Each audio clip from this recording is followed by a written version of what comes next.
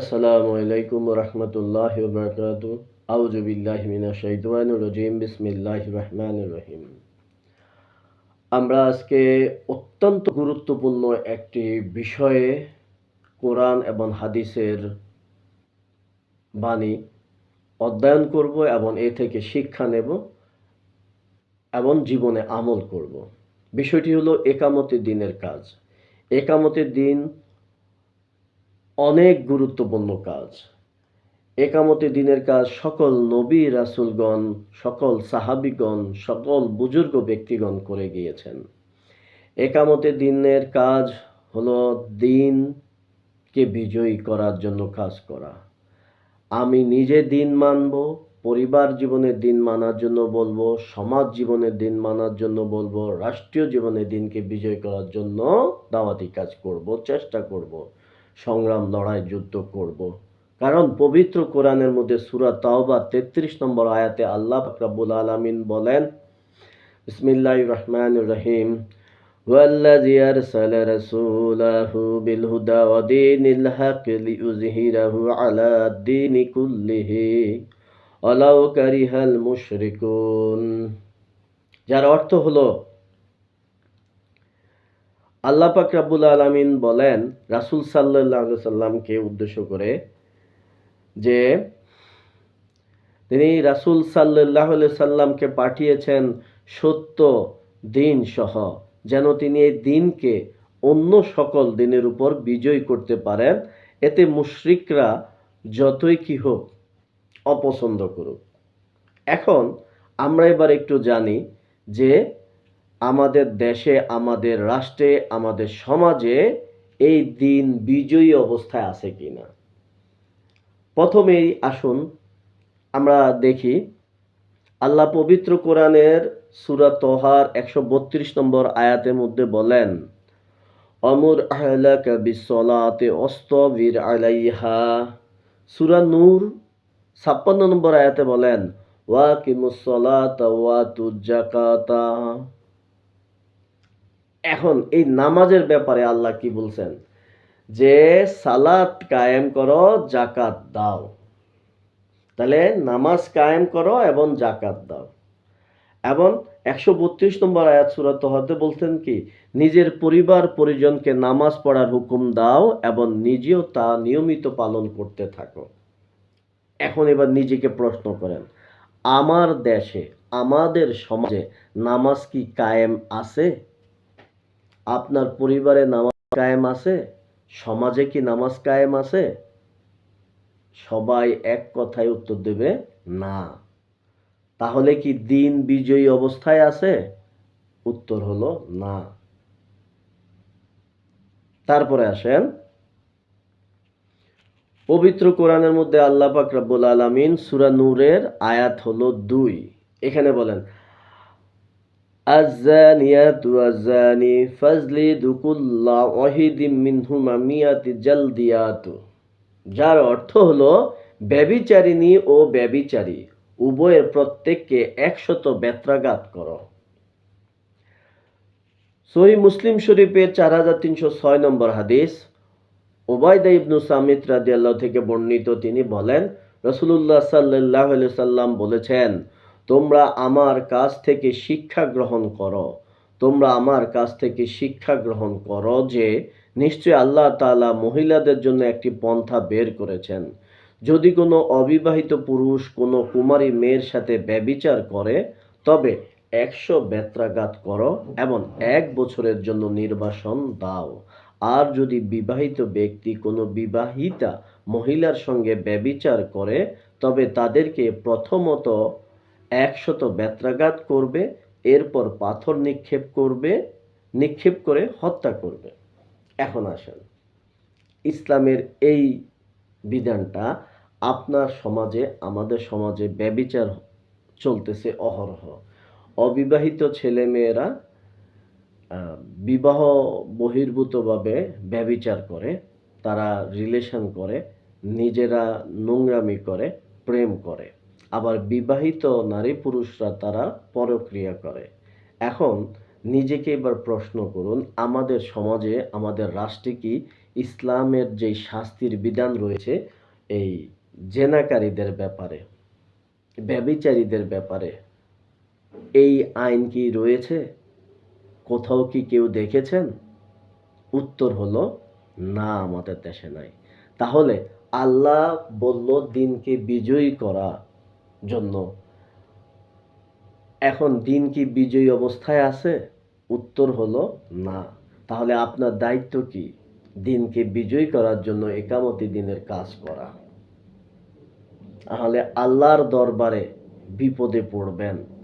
আল্লাহ পাক রব্বুল আলামিন আপনাকে জিজ্ঞাসা করবে, আমার দিন বিজয়ী ছিল না, তুমি কি কাজ করেছো দিন বিজয়ী করার জন্যে? তারপরে আসুন, সূরা আল ইমরান আয়াত নম্বর 130, আল্লাহ বলেন, ইয়া আইয়ুহাল্লাযীনা আমানু লা তাকুলুর রিবা, হে ইমানদারগণ, চক্রবৃদ্ধি হারে সুদ খাওয়া বন্ধ করো। তাহলে আল্লাহ সুদ নিষেধ করেছেন, সুদ খেতে নিষেধ করেছেন। হাদিসে রয়েছে, হযরত ইবনে আব্বাস রাদিয়াল্লাহু বলেন, কিয়ামতের দিন সুদখোরকে বলা হবে, তোমরা অস্ত্রে শস্ত্রে সজ্জিত হয়ে আল্লাহর সাথে যুদ্ধ করার জন্য প্রস্তুত হয়ে যাও। তিনি বলেন, যে সময়ে যিনি ইমাম থাকবেন তার জন্য এটা অবশ্য কর্তব্য যে যারা সুদ পরিত্যাগ করবে না তাদেরকে তওবা করাবেন। যদি তারা তওবা না করে তবে তিনি তাদেরকে হত্যা করবেন। সুদ খাওয়া, সুদ দেওয়া, সুদের লেখক, সুদের সাক্ষী সবাই অভিশপ্ত। সুদের ছোট গুনাহ হলো নিজের মায়ের সাথে জিনা করা, বড় গুনাহ হলো আল্লাহ রাসূলের সাথে যুদ্ধ করা। এখন আল্লাহ সুদ হারাম করেছেন, রাসূল সাল্লাল্লাহু আলাইহি সাল্লামের সুদ নিষেধ করে গিয়েছেন। সুদের শাস্তি, সুদখোরদের শাস্তি হিসাবে বলেছেন, এরা যে ইমাম মানে যিনি আর কি নেতা থাকবে, শাসক থাকবে, তার দায়িত্ব কি এদেরকে বলবে সুদ খাওয়া যাবে না, সুদ নিষেধ, যদি কেউ এটা পরিত্যাগ না করে তাহলে তাদেরকে হত্যা করবেন। এখন এবার প্রশ্ন করেন তো, আমাদের দেশে সুদ নিষেধ নাকি সুদ চলতেছে? সুদখোরদের কি এই ধরনের কোনো শাস্তি দেওয়া হয়েছে? উত্তর হলো না। তাহলে এখানেও দিন কি বিজয়ী অবস্থায় নাই। আপনি নিজেকে প্রশ্ন করুন, দিনকে বিজয়ী করার জন্য আপনি যদি কাজ না করেন আল্লাহর কাছে আপনি কি জবাব দিবেন, কি উত্তর দিবেন? আল্লাহ তো প্রশ্ন করবেই আপনাকে, আল্লাহ তো আপনাকে ধরবেই।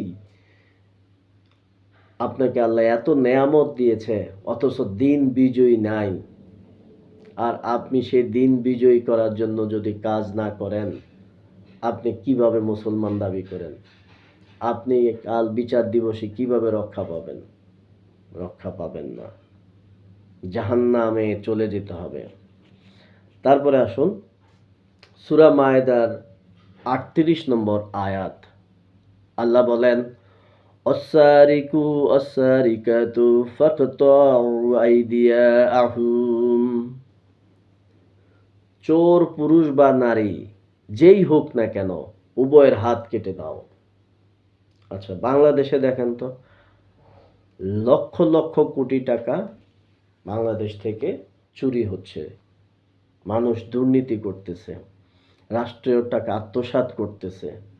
এখন দেখান বাংলাদেশের আইন অনুযায়ী কোনো একজন চোরকে শাস্তি দেওয়া হয়েছিল কিনা? উত্তর হলো না। তাহলে এবার বলুন, কাল বিচার দিবসে আল্লাহ তো জবাবদিহি করবেন, হিসাব নেবেন। তখন আল্লাহ কোরআনের এই আয়াত দেখিয়ে তো বলবেন, আমি চোরের শাস্তির এই আইন দিয়েছিলাম, তোমার দেশে এই আইন প্রতিষ্ঠিত ছিল না, তুমি ইসলামের এই আইন প্রতিষ্ঠা করার জন্য কতটুকু চেষ্টা করেছ, একামতে দিনের কাজ করেছো কিনা? কি উত্তর দিবেন? আপনি যদি ধর্ম নিরপেক্ষতা প্রতিষ্ঠিত করার জন্য কাজ করেন, জাতীয়তাবাদ প্রতিষ্ঠার জন্য কাজ করেন, বাম শয়তানের আদর্শ প্রতিষ্ঠার জন্য কাজ করেন, ইসলাম প্রতিষ্ঠার জন্য যদি কাজ না করেন, আপনার বিরুদ্ধে কোরআন সাক্ষী দেবে। কোরআন বলবে, আল্লাহ তোমার এই বিধান প্রতিষ্ঠিত ছিল না, তোমার আইন প্রতিষ্ঠিত ছিল না, কিন্তু এ লোক তোমার আইন প্রতিষ্ঠার জন্য চেষ্টা করে নাই। তারপরে আসেন সূরা মায়েদার আয়াত নম্বর 90। আল্লাহ বলেন, ইয়া আইয়ুহাল্লাযীনা আমানু ইন্নামাল খামরু ওয়াল মাইসিরু ওয়াল আনসাবু ওয়াল আজলামু রিজসুম মিন আমালিশ শাইতান। হে ঈমানদারগণ, এই মদ, জুয়া, মূর্তি পূজার বেদী ও ভাগ্য নির্ণায়ক স্বরসমূহ, এই সমস্তই হচ্ছে ঘৃণ্য শয়তানি কার্যকলাপ।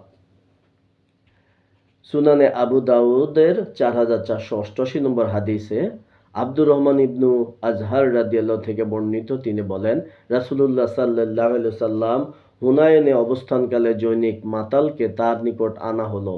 তিনি তার মুখমণ্ডলে মাটি ছুঁড়ে মারলেন এবং তাকে প্রহার করতে সাহাবীদের নির্দেশ দিলেন। তারা তাদের জুতা ও হাতে যা ছিল তা দিয়ে তাকে প্রহার করতে লাগলেন, যতক্ষণ না তিনি তাদের বললেন, থামো। অতঃপর তারা প্রহার বন্ধ করলেন। রাসূলুল্লাহ সাল্লাল্লাহু আলাইহি সাল্লাম এর ইন্তেকালের পর আবু বকর রাদিয়াল্লাহু মদ পানের জন্য 40টি বেত্রাঘাত করেন। অতঃপর উমর ও তার খেলাফতের প্রথম পর্যায়ে 40টি বেত্রাঘাত করেন এবং পরবর্তী পর্যায়ে 80টি বেত্রাঘাত করেন। অতঃপর উসমান রাদিয়াল্লাহু 80 এবং 40 দু ধরনের শাস্তি প্রয়োগ করেন। অতঃপর মুয়াবিয়া রাদিয়াল্লাহু মদ পানের শাস্তি 80 বেত্রাঘাত নির্ধারণ করেন।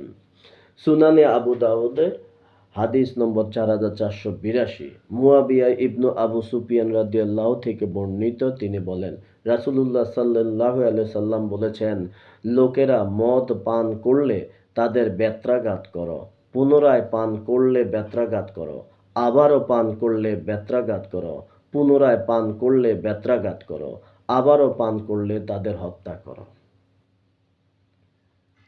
আল্লাহ মদ হারাম করেছেন।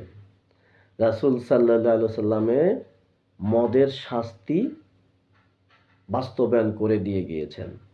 এখন এবার আসুন, আপনার সমাজে, আপনার দেশে, আপনার রাষ্ট্রে মদ আছে নাকি নাই? সব জায়গায় মদ ছড়ায় রয়েছে, গাঁজা ছড়ায় রয়েছে। এখন বলেন তো, কোনো মদখোরকে আজও পর্যন্ত কি দেখেছেন এরকম না কোনো শাস্তি হইতে? না, নাই। তাহলে ইসলাম এখানেও বিজয়ী অবস্থায় নাই, ইসলাম প্রতিষ্ঠিত নাই। আপনার নিজের কি ভূমিকা রেখেছেন ইসলাম প্রতিষ্ঠা করার জন্য? আল্লাহ আপনাকে তো জবাবদিহি করবে। ইসলাম প্রতিষ্ঠিত ছিল না, তুমি কি করেছ? কি উত্তর দেবেন? নিজেকে নিজে প্রশ্ন করুন। জাহান্নাম থেকে কিভাবে বাঁচবেন? মৃত্যু তো হবেই। তখন আল্লাহর কাছে কি উত্তর দিবেন যে ইসলাম যে প্রতিষ্ঠিত নাই? ইসলামের এই যে বিধানগুলো আপনার বিরুদ্ধে আল্লাহর কাছে সাক্ষী দেবে যে, আল্লাহ, তোমার দেওয়া এই বিধান প্রতিষ্ঠিত ছিল না, কিন্তু তোমার এই বান্দাকে তুমি সব নিয়ামত দিয়েছো, কিন্তু সে তোমার দ্বীনের জন্য কাজ করে নাই। ভাই, দুনিয়া শেষ ঠিকানা নয় আপনার। তারপরে আসুন সূরা বাকারার 188 নম্বর আয়াতে আল্লাহ বলেন, আলা তাকুলু আমওয়ালাকুম বাইনাকুম বিল বাতিল। আর তোমরা নিজেদের মধ্যে একে অন্যের সম্পদ অবৈধ পদ্ধতিতে খেও না। বাংলাদেশে অহরহ কি করতেছে? একজন আরেকজনের জমি জবরদখল করতেছে, জোর জুলুম করে খাচ্ছে, একজন আরেকজনের হক মেরে খাচ্ছে। তাহলে আসুন, আপনি ফলাফল কি? কোনো জবরদখলকারীর কি বিচার হয়েছে? হয় নাই। পর্দা করা ফরজ। দেখেন, পবিত্র কুরআনের সূরা নূর এর 30 নম্বর আয়াতে আল্লাহ বলেন,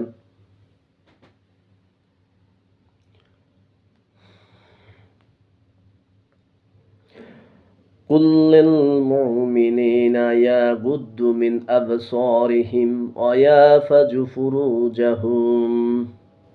হে নবী, মুমিন পুরুষদের বলে দাও তারা যেন নিজেদের দৃষ্টি সংযত করে রাখে এবং নিজেদের লজ্জাস্থানসমূহের হেফাজত করে। সূরা নূর 31 নম্বর আয়াত আল্লাহ বলেন, وَقُلْ لِلْمُؤْمِنَاتِ يَغُضُّوا مِنْ أَبْصَارِهِمْ وَيَحْفَظُوا فُرُوجَهُمْ। আর হে নবী, মুমিন মহিলাদের বলে দাও তারা যেন তাদের দৃষ্টি সংযত করে রাখে এবং তাদের লজ্জাস্থানগুলোর হেফাজত করে আর তাদের সাজসজ্জা না দেখায় যা নিজে নিজে প্রকাশ হয়ে যায় তাছাড়া। সূরা আহজাব 33 নম্বর আয়াত আল্লাহ বলেন, وَقَرْنَ فِي بُيُوتِكُنَّ وَلَا تَبَرَّجْنَ تَبَرُّجَ الْجَاهِلِيَّةِ الْأُولَى। নিজেদের গৃহের মধ্যে অবস্থান করো এবং পূর্বের জাহিলি যুগের মতো সাজসজ্জা দেখিয়ে বেরিয়েও না। আচ্ছা, আল্লাহ পর্দার কথা যে বললেন, নিজেকে প্রশ্ন করেন তো, বাংলাদেশে পর্দা রয়েছে কিনা, নাকি বেহায়াপনা রয়েছে? এখন উত্তর সবাই দিবেন, বাংলাদেশে প্রচুর বেহায়াপনা। পর্দা ছেলেরাও করে না, মেয়েরাও করে না, বেহায়ার মতন নিজের সৌন্দর্য দেখায়া বেড়ায় সবাই।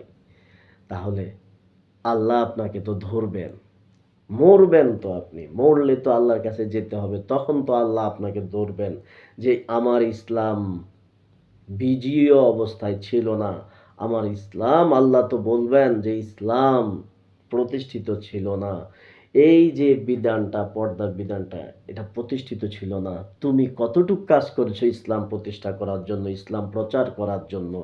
তখন আল্লাহর কাছে কি জবাব দিবেন? জবাব দিতে পারবেন না। জীবনের প্রতিটা মুহূর্তের আল্লাহ কিন্তু হিসাব নেবেন। যাররাতুল লিমাইয়া শাররা ইয়ারা। আপনার এই দুইজন কিন্তু রয়েছেন, তারা কিন্তু সব লিখতেছেন। আপনি ইসলামের জন্য যদি কাজ না করেন, আপনি ধর্মনিরপেক্ষতা, জাতীয়তাবাদ, চুরি, দুর্নীতিবাজদের জন্য যদি কাজ করেন, সময় দেন, ধরা খাবেন, বিপদে পড়বেন। মানুষকে ইসলামের জন্য দাওয়াত দেন, ইসলাম অনুসরণ করার জন্য দাওয়াত দেন, ইসলাম পূজার জন্য দাওয়াত দেন এবং ইসলামটাকে সকল ক্ষেত্রে প্রতিষ্ঠিত করার জন্য কাজ করেন। এটাই একমাত্র কাজ। আর অন্য যা করতেছেন সব হলো বৃথা, বোগাস। বাবা মার অধিকার সম্পর্কে ইসলাম বলে সূরা নিসার 36 নম্বর আয়াতে আল্লাহ বলেন, অবিল ওয়ালিদাইন ইহসান। বাবা মার সাথে ভালো ব্যবহার করো। সূরা বনী ইসরাইলের মধ্যে রয়েছে, বাবা মায়ের সাথে উহু করেও কথা বলা যাবে না। বাবা মা সন্তানের জন্য জান্নাত এবং জাহান্নাম। যদি বাবা মায়ের সাথে ভালো কাজ করেন তাহলে জান্নাত, বাবা মায়ের সাথে খারাপ কাজ করলে জাহান্নাম। এখন দেখেন তো বাংলাদেশে বাবা মায়ের সম্মান আছে কিনা? ম্যাক্সিমাম ছেলে মেয়েরে বাবা মাকে অযত্ন করে, অবহেলা করে। আল্লাহ পাক রব্বুল আলামিন সূরা মুতাফফিফিনের 1 নম্বর আয়াতে বলেন, ওয়াইলুল লিলমুতাফফিফিন। ধ্বংস তাদের জন্য যারা মাপে কম দেয়।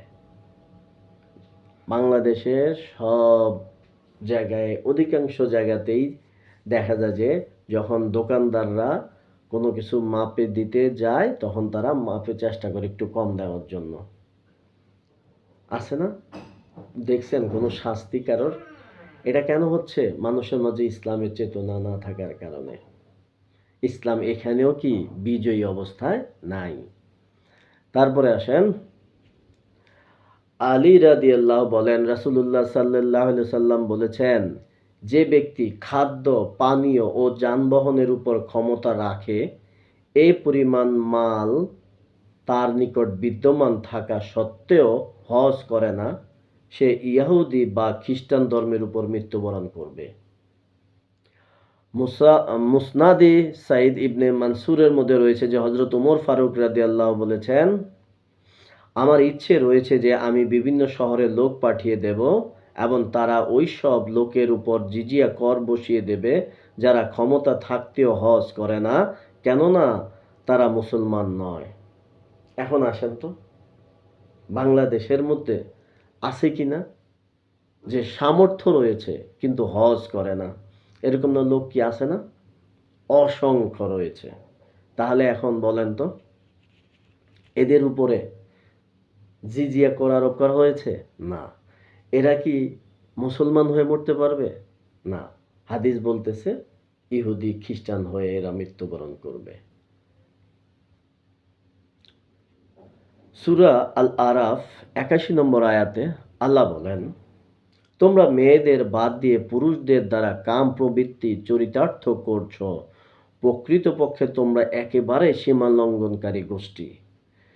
জামেয়া তিরমিজির ১৪৫৬ নম্বর হাদিসে ইবনু আব্বাস রাদিয়াল্লাহু থেকে বর্ণিত, তিনি বলেন রাসূলুল্লাহ সাল্লাল্লাহু আলাইহি সাল্লাম বলেছেন, তোমরা যে মানুষকে লূত সম্প্রদায়ের কুকর্মে সমকামিতায় নিয়োজিত পাবে, সেই কুকর্মকারীকে এবং যার সাথে কুকর্ম করা হয়েছে তাকে মেরে ফেলবে। মানে এই যে হাদিসটাতে সমকামীদের শাস্তির বিষয়ে বলা হয়েছে, যারা পুরুষে পুরুষে জেনা করে, নারীয়ে নারীয়ে জেনা করে, সমকামী। আপনি এবার লক্ষ্য করেন তো, বাংলাদেশের মধ্যে সমকামীদের জন্য রাষ্ট্রীয়ভাবে এই শাস্তি রয়েছে কিনা তাদের হত্যার? উত্তর হলো না। অধিকন্তু আরো বাংলাদেশে এই সমকামীর এই লোকগুলা আম, বিশ্ববিদ্যালয়ের প্রাঙ্গণে গিয়া তারপর বিভিন্ন চত্বরে গিয়া তারা আন্দোলন করে সমকামিতার বৈধতার জন্য। তাহলে আসুন এবার নিজেকে প্রশ্ন করেন, ইসলামের বিধান এইখানেও প্রতিষ্ঠিত নাই। এখন আল্লাহর দরবারে আপনি কি নিয়ে হাজির হবেন? বিচার দিবসে দাঁড়াবেন, আল্লাহর এই বিধান তো যায় ওইখানে আপনার বিরুদ্ধে সাক্ষী দেবে। কোরআন আপনার বিরুদ্ধে সাক্ষী দেবে যে আল্লাহ, তোমার এই বিধান তুমি কোরআনে বলে দিয়েছো ইসলামকে বিজয় করার জন্য, ইসলামকে প্রতিষ্ঠা করার জন্য, কাজ করার জন্য, দিনকে বিজয় করার জন্য। অথচ তোমার এই বান্দারা এই যে তোমার এই বিধান প্রতিষ্ঠিত ছিল না, আল্লাহর কাছে তখন আপনি কি করবেন? ধরা খাবেন। ভাই, তখন জাহান্নাম ছাড়া কিন্তু গতি হবে না। আল্লাহ নবী সারাটা জীবন ইসলামকে বিজয় করার জন্য কাজ করে গিয়েছেন। সব নবী রাসূল ইসলামকে বিজয় করার জন্য কাজ করে গিয়েছেন, ইসলামের দাওয়াত দিয়ে গিয়েছেন। কেউ সফল হয়েছেন, কেউ সফল হন নাই। কেউ ইসলামটাকে একদম সর্বোচ্চভাবে বিজয় করতে পেরেছেন, কেউ হয়তো বা পারেন নাই। কিন্তু তারা দাওয়াতি কাজ করে গিয়েছেন। তারা একটা দল তৈরি করেছেন, ইসলামের অনুসারী মুসলমানদের দল। দল তো দুইটা ছিল, একটা কাফের আর একটা হলো মুসলমান, নবী রাসূলের সময়। তাহলে ভাই, আল্লাহর কাছে কি নিয়ে হাজির হবেন? নিজেকে নিজে একবার প্রশ্ন করেন। বিপদ, খুব বিপদে পড়বেন, খুব বিপদে পড়বেন ভাই, খুব বিপদে পড়বেন।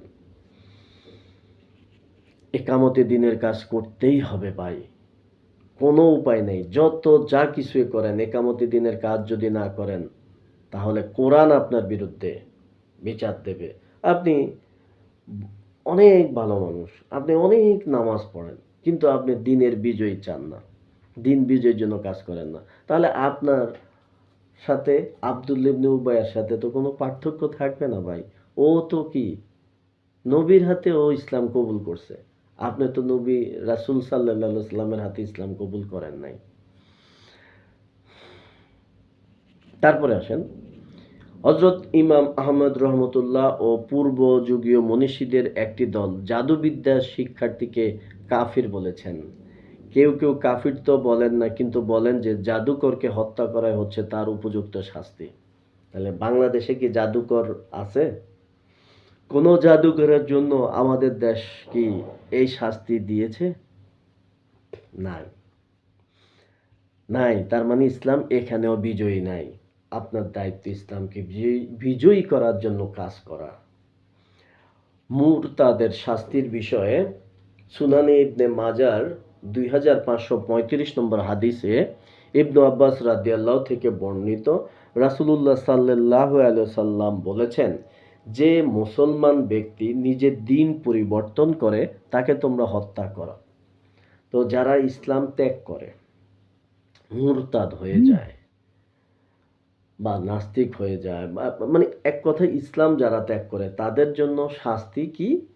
তাকে হত্যা করা, এটা রাষ্ট্রের দায়িত্ব হয়ে দাঁড়ায়। এটা রাষ্ট্রের দায়িত্ব, আমরা ব্যক্তি বিশেষ তো এটা করতে পারবো না। কোনো আইনই আমরা ব্যক্তি বিশেষ পারবো না। রাষ্ট্রীয়ভাবে আইন না হলে তাহলে আবার রাষ্ট্রের সাথে কনফ্লিক্ট হয়ে যায়। এখন আমাদের দেশে কিন্তু এই শাস্তির বিধানও নাই। তার মানে ইসলাম এখানে এই বিধানের প্রতিষ্ঠিত নাই, ইসলামও কি নাই, প্রতিষ্ঠিত নাই, ইসলাম বিজয়ী নাই। কিন্তু আমাদেরকে আল্লাহ বলেছেন ইসলাম বিজয়ী করার জন্য।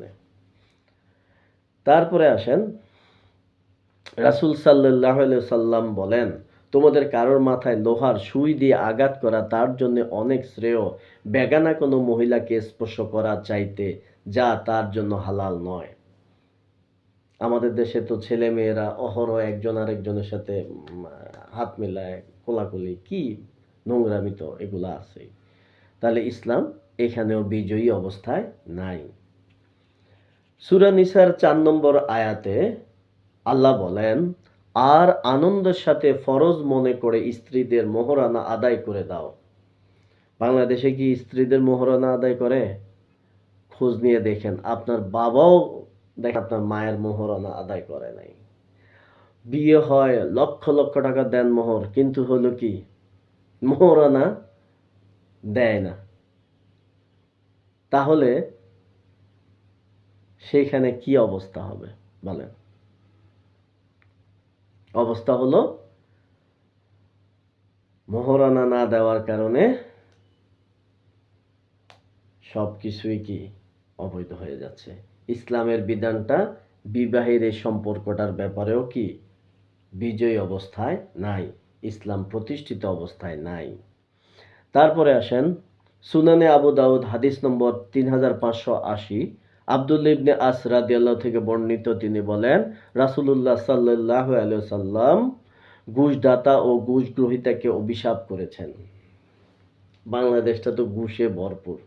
তাহলে বাংলাদেশে এইরকম ঘুষখোরদের তেমন কোনো শাস্তি কি দেখেছেন? দেখি নাই।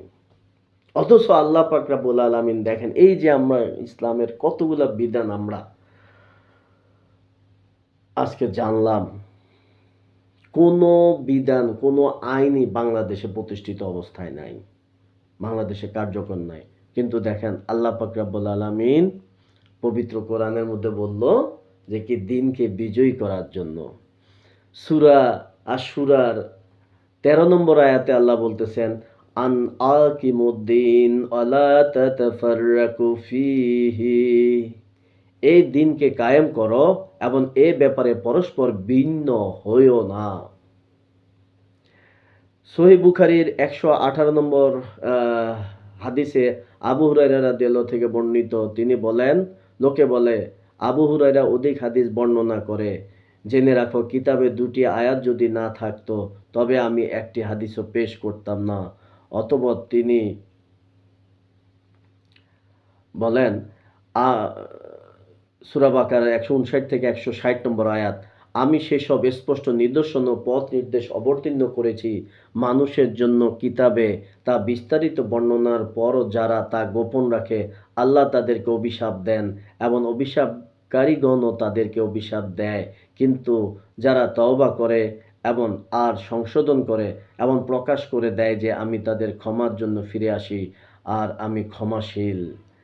আমার মুহাজির ভাইয়েরা বাজারে কেনাবেচা এবং আমার আনসার ভাইয়েরা জমা জমির কাজে মশগুল থাকতো, আর আবু হুরায়রা রাদিয়াল্লাহু অভুক্ত থেকে তুষ্ট থেকে আল্লাহ রসুলের সঙ্গে লেগে থাকতো।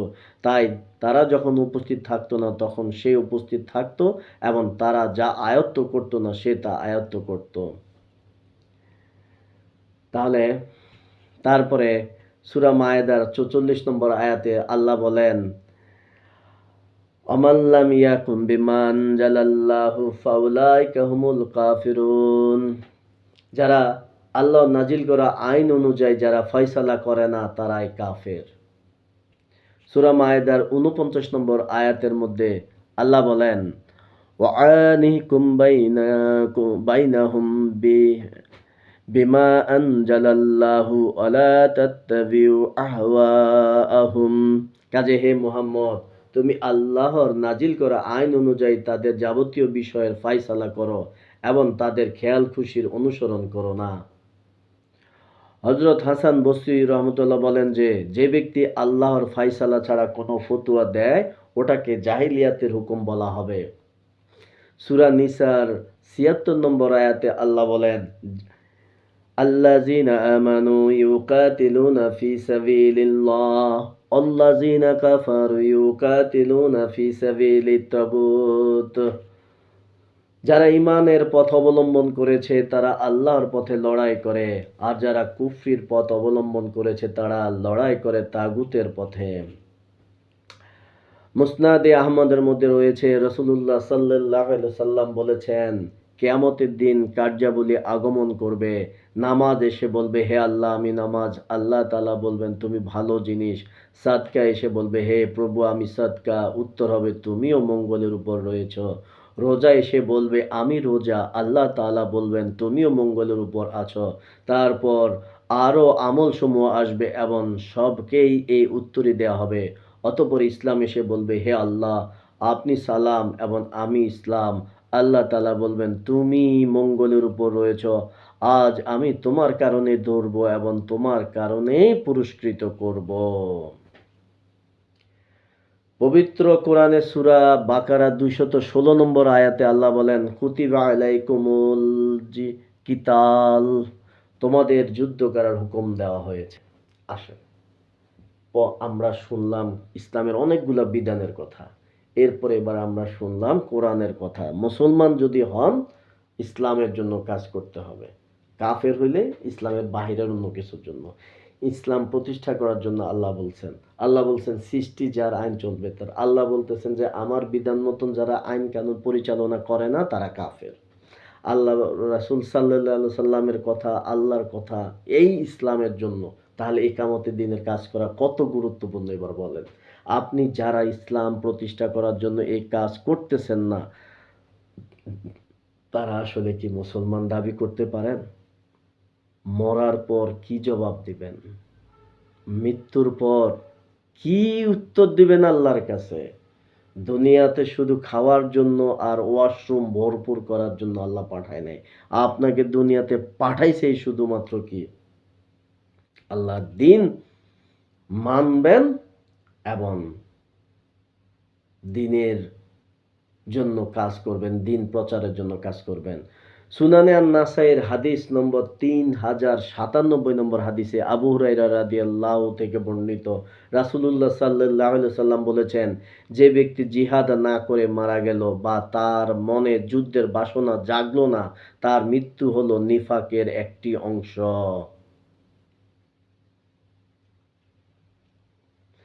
সুনানে আন-নাসাইর ৩১৯২ নম্বর হাদিসে আনাস রাদিয়াল্লাহু থেকে বর্ণিত, রাসূলুল্লাহ সাল্লাল্লাহু আলাইহি সাল্লাম বলেছেন, তোমরা জিহাদ করো তোমাদের হাত দ্বারা, তোমাদের জিহ্বা দ্বারা, তোমাদের সম্পদ দ্বারা। সুনানে আন-নাসাইর ৩১৬২ নম্বর হাদিসে সাহল ইবনে আবু মামা ইবন সাহল ইবনে হানিফ রাদিয়াল্লাহু তার পিতার মাধ্যমে তার দাদা হতে বর্ণিত, রাসূলুল্লাহ সাল্লাল্লাহু আলাইহি সাল্লাম বলেছেন, যে ব্যক্তি মহান মহিয়ান আল্লাহ তাআলার কাছে সর্বান্তঃকরণে শাহাদাত কামনা করবে, সে তার বিছানায় মৃত্যুবরণ করলেও আল্লাহ তাআলা তাকে শহীদের মর্যাদা দান করবেন।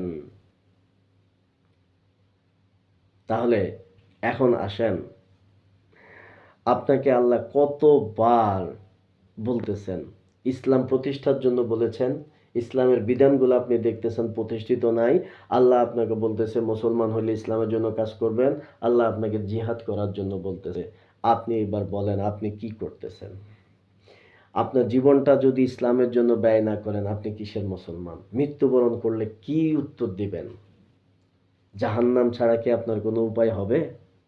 নিজেকে নিজে প্রশ্ন করেন। আল্লাহর তারপরে আসেন,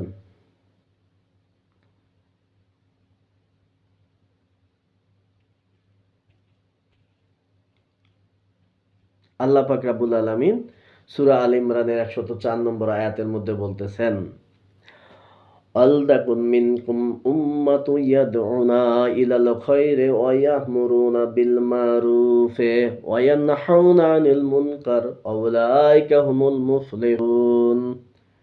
তোমাদের মধ্যে এমন কিছু লোক অবশ্যই থাকতে হবে যারা নেকি ও সৎকর্মশীলতার দিকে আহ্বান জানাবে, ভালো কাজের নির্দেশ দেবে ও খারাপ কাজ থেকে বিরত রাখবে। যারা এই দায়িত্ব পালন করবে তারাই সফল কাম হবে। আবার সূরা আল ইমরানের 110 নম্বর আয়াতের মধ্যে আল্লাহ বলতেছেন, কুনতুম খয়রা উম্মাতি উখরিজাত লিন-নাস তা'মুরুনা বিল মারুফি ওয়া তানহাউনা আনিল মুনকার ওয়া তু'মিনুনা বিল্লাহি ওয়া লাউ আমানা আহলুল কিতাব। এখনই এখন তোমরাই দুনিয়ার সর্বোত্তম দল। তোমাদের কর্মক্ষেত্রে আনা হয়েছে মানুষের হিদায়াত ও সংস্কার সাধনের জন্য।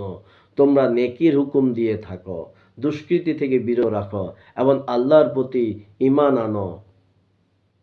তাহলে এখন আল্লাহ দেখেন, আল্লাহ ইসলাম প্রতিষ্ঠার জন্য বলেছে, ইসলামের অনেকগুলো আইন দিয়েছে, জিহাদ করার জন্য বলেছে। এই যে সব কিছু যে করবেন, এর জন্য এবার আপনাকে একটা দলভুক্ত দলের কথা বলেছেন। আপনি দলভুক্ত না হলে তো কোনো কিছুই করতে পারবেন না, কারণ একা একা তো সারা জালিমদের সাথে যুদ্ধ করা সম্ভব না। আমাদের রাসূল সাল্লাল্লাহু আলাইহি সাল্লামও কি করেছেন, দলবদ্ধভাবে কাজ করেছেন। উনি ওনার যারা ইসলাম কবুল করত তাদেরকে উনি বায়াত গ্রহণ করাতেন এবং তাদের পরিচয় তো তারা হলো মুসলমান, এবং তারা রাসূল সাল্লাল্লাহু আলাইহি সাল্লামের নেতৃত্বে, রাসূল সাল্লাল্লাহু আলাইহি সাল্লামের আনুগত্য করে রাসূল সাল্লাল্লাহু আলাইহি সাল্লাম যা বলতেন তাই করতেন। ভাই, ইসলাম প্রতিষ্ঠিত নেই। ইসলামের যতগুলা কথা আমরা আজকে জানলাম, আইনের কথাগুলা জানলাম, আরো অসংখ্য আইন রয়েছে, বিধিবিধান রয়েছে, তাও প্রতিষ্ঠিত নাই। ভাই, কিভাবে ঘুমান? কিভাবে এত নিশ্চিন্তে থাকতেছেন? কিভাবে ভাই? মৃত্যু তো হবে ভাই। মরলে আল্লাহর কাছে কি নিয়ে হাজির হবেন ভাই? আল্লাহ আপনার এই যে ধর্মনিরপেক্ষতার জন্য জীবন দিচ্ছেন, জাতীয়তাবাদের জন্য জীবন দিচ্ছেন, ইসলাম প্রতিষ্ঠিত নাই, আল্লাহর কাছে কি নিয়ে হাজির হবেন? আল্লাহ যখন আপনাকে জিজ্ঞাসা করবে, এই সব কিছু তো ভাই সেখানে গিয়ে আপনার বিরুদ্ধে দাঁড়াবে। আপনার হাত পর্যন্ত আপনার বিরুদ্ধে কথা বলবে, সমস্ত অঙ্গ প্রত্যঙ্গ আপনার বিরুদ্ধে যাবে। কোরআন তো যায় হাজির হবে ভাই, ইসলামের এই বিধানগুলো তো গিয়ে হাজির হবে। কি উত্তর দিবেন? আপনি যে কিয়ামতের দিনের কাজ করতেছেন না, দিন বিজয়ী করার জন্য কাজ করতেছেন না, উত্তর দিতে পারবেন না ভাই। ইসলামের জন্য কাজ করতে হবে। ইসলামের জন্য কাজ করেন, একামতের দিনের কাজ করেন, তা না হলে জাহান্নাম ছাড়া উপায় হবে না ভাই। আল্লাহ আমাদের সকলকে কবুল করুক, ইসলাম প্রতিষ্ঠা করার জন্য কাজ করার জন্য কবুল করুক। আসসালামু আলাইকুম ওয়া রাহমাতুল্লাহি ওয়া বারাকাতুহু।